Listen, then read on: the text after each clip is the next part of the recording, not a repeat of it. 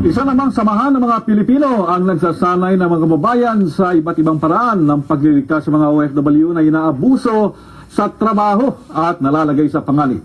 Yan po ang balitang Middle East ni Glenn Vergara.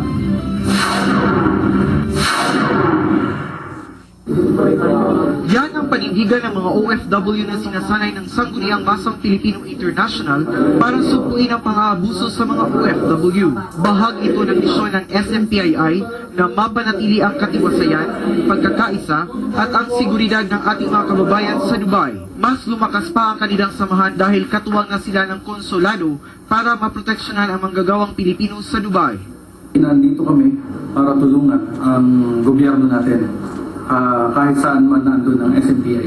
Nandito ang Sangguniang Masang Pilipino International Incorporated para magbigay ng paalala o babala sa ating mga kababayan dito sa Dubai o dito sa United Arab Emirates na lumalabag sa batas.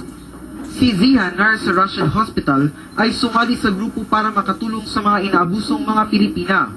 I have the courage to join this organization is to push through and help the women, the victims, especially yung mga kababaihan, mga kababayan natin.